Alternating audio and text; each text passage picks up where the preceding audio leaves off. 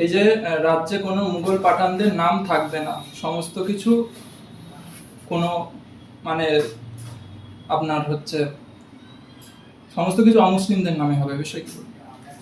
দেখুন, মুঘল পাঠান তাদের সাথে সম্পর্ক দেশের সাথে, তাদের সাথে আমাদের তো ধর্মীয় বিষয়ে যে তারা কারা না কারা অত আমি টিকে যাচ্ছি না।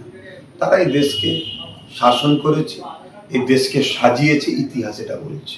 এ দেশকে তারা সোনার চিড়িয়া এরকমও বলে তৈরি করেছে, সোনার তৈরি করেছে। নতুন করে বর্তমান যেসব বিজেপি শাসিত রাজ্যগুলো বা বিজেপি এই নামগুলোকে নিয়ে মুসলমানদের ঘরে দেখিয়ে দিয়ে মিথ্যা ইতিহাস শোনাচ্ছেন, তারা এই করেছে, হ্যান করেছে, ত্যান করেছে বলে একটা বিভাজন তৈরি করতে চাইছে।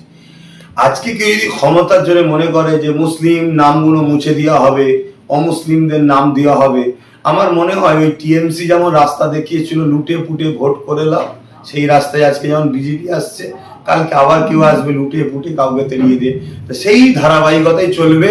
দেখা যাবে মূলত দেশেরই বারবার সম্পদ নষ্ট হচ্ছে, এ নাম মুছে ওর নাম লিখছে, ও নাম মুছে আরেকজন লিখছে, এসব চলতেই থাকবে। অতএব নাম কি আছে ওটা না দেখে তার কাজ কি আছে সেটা দেখো। মানুষের কাজ দাও, মানুষের পেটে ভাত নেই, মানুষের অধিকার দাও, মানুষকে রুজি রুটি দাও, এদিকে মনে হয় গুরুত্ব দিলে ভালো হয়।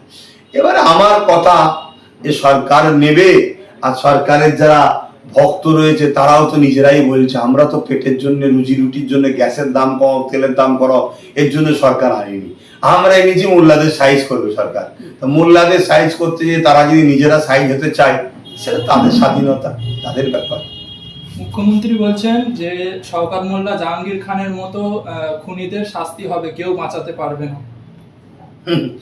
এদের সাথে একদিন এই মুখ্যমন্ত্রী দল করেছে, তা নিশ্চয়ই তিনি ভালোভাবে ওকে চেনে ওদেরকে, কিন্তু বললো তো শাস্তি হবে, বাঁচাতে পারবে না। এখন বিগত সময় অনেকের ডায়লগ অনেক কিছু শুনেছি, দেখেছি উল্টো হয়ে গেছে। এই সরকারই বলেছিল যে চোর ধরো, জেল ভরো, আর লাস্ট এখন দেখা যাচ্ছে ভালো চোর আর খারাপ চোর বাঁচা হচ্ছে। যে চোর টাকা দিতে পারছে সে চোর শুনছি নাকি ভালো হয়ে যাচ্ছে, যে চোর টাকা দিতে পারছে সে চোর খারাপ হয়ে যাচ্ছে। এবার জাহাঙ্গীর খান আর যার নাম বলে নাম দিতে আমার খুব খারাপ লাগে। তো যাই হোক, এরা ওই নামটার জন্য হয়তো ফেসে গেছে। আদৌ মুসলমান কি সন্দেহ আছে, কিন্তু নামটার জন্য ফেসে গেছে হয়তো। আর না হয় আমি তো দেখছি এত ধরা পড়ছে আর পড়ছে, কোমরে দড়ি কজনের বাঁধছে আমি দেখতে পাইনি, কিন্তু এদের কোমরে দড়ি বাঁধছে, কথা বুঝে আসছে। তো এই যে নামে ফেসে যাচ্ছে, যাক এদের সঙ্গে আমার কোনো সম্পর্ক নেই, এদেরকে আমি ধিক্কার জানাই, ঘৃণা করি, এদেরকে মুসলমান হিসেবে আমি মনে করি না। এরা টিএমসির লোক, সরকার বিজেপি এসেছে, বিজেপি যদি মনে করে টিএমসি যারা জুলুম তাদেরকে ধরে মানে জেল আইনের আওতায় আনবো, সেটা সরকারের কাজ। কিন্তু ভালো টিএমসি আর হঠাৎ করে খারাপ টিএমসি সরকারের কাছে হয়ে গেল, এটা যেন একটা কেমন টাকা পয়সার লেনদেনের কিছু ব্যাপার নেই তো, এটা একটা প্রশ্ন চিহ্ন কিন্তু সমাজ তুলছে, কথা বুঝে আসছে। হঠাৎ করে এখানে কাউকে কোমরে দড়ি দিচ্ছে, ওখানে আবার দিল্লি গিয়ে কাউকে জয়েন করাচ্ছে, এইসব কি হচ্ছে? হ্যাঁ, একটা গ্রুপে যদি কেউ কিছু সমস্যা করে থাকে ওপর থেকে নিচে পর্যন্ত, তাহলে সবাই তো দাগি, সেটা তো ভাবা দরকার। তো যাক, এটা সরকার কি করবে, ডায়লগ তো অনেকে দেয়, অনেক কিছু বলেছিলেন, আসার সাথে সাথে এই হবে, হ্যান হবে, ত্যান হবে, তা কিছুই তো হচ্ছে না। দেখা যাক কি হয়, সবে বসেছে তো, দেখা যাক কি হয়।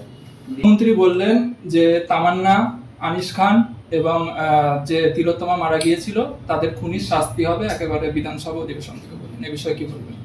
এর আগের মুখ্যমন্ত্রী অনেক কিছু আদা করেছিলেন, 10,000 মাদ্রাসা এটা হবে সেটা হবে। যদি করেন তাহলে মুখ্যমন্ত্রী পদের মর্যাদা বহল করছে, এটাই মনে হবে। খারিজি আর মাদ্রাসা যদি না করে তাহলে জানতে হবে ডায়লগ।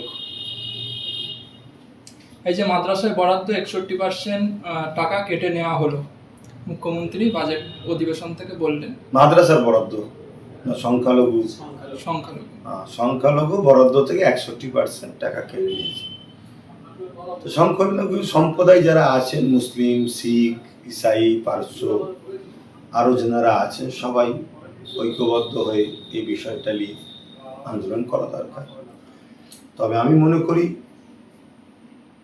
বিগত সরকার অনেক বড় বড় বাজেট দিয়েছিল, এত হাজার কোটি, এত হাজার কোটি, আদৌ কত কোটি টাকা খরচ হয়েছে সঠিক জায়গায় এটা একটু জানা দরকার। কেন আমরা দেখছি বিশেষ করে সংখ্যালঘু মুসলিম সহ যারা আছেন তাদের শিক্ষা, স্বাস্থ্য, কর্মসংস্থান বা দৈনন্দিন জীবন তো দিনকে দিন আরও তলানির দিকে যাচ্ছে।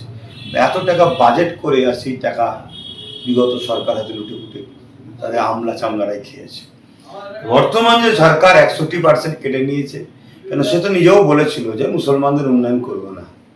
তারপরে যেটুকু দিয়েছে সেইটুকুও কি আদৌ কাজ হবে, না এইটুকুও শুধুমাত্র একটা সংখ্যালঘুদের এটা না দিলে নয়, সংবিধান একেবারে বিরোধী মতো হয়ে যাচ্ছে তাই হয়তো একটু করেছে, হয়তো এটাও দেখা যাবে কাজ হবে।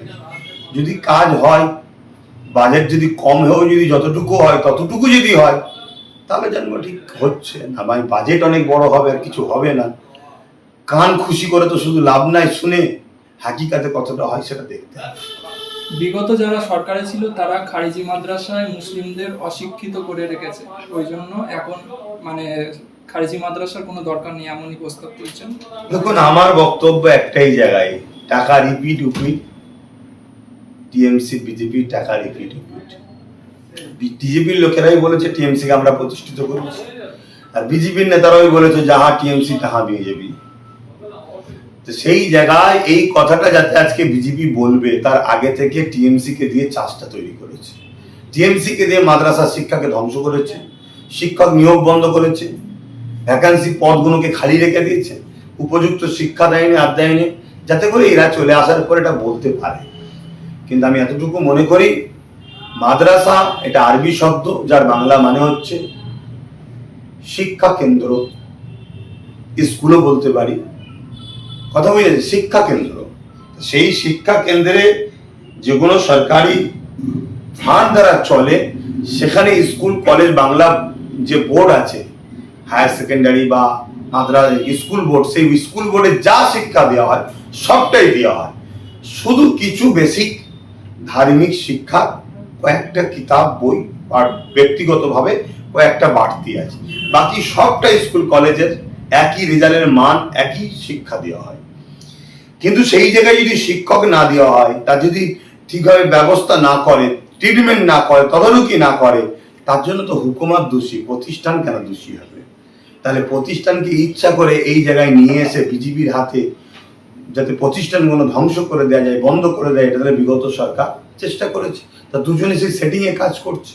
তা আমি বলবো কোন শিক্ষা প্রতিষ্ঠানকে ধ্বংস না করে সে শিক্ষা প্রতিষ্ঠানকে সুন্দর করে কি করে মানুষকে শিক্ষা দেওয়া যায়, আরো আগিয়ে নিয়ে যাওয়া যায়, তার জন্য আরো বরাদ্দ করা হোক, বাজেট করা হোক, শিক্ষা কেন্দ্রকে আরো উন্নত করার ব্যবস্থা করুক, এটা হবে সরকারের কাজ। সরকার তা না করে ওই মাদ্রাসা নাম থাকার জন্য অ্যালার্জি যদি হয়, মুসলমান নাম হচ্ছে, তাহলে এই কমনাল মাইন্ড আমার রাজ্য আমার দেশ ভালো হবে বেশি দিন মেনে নেবে না।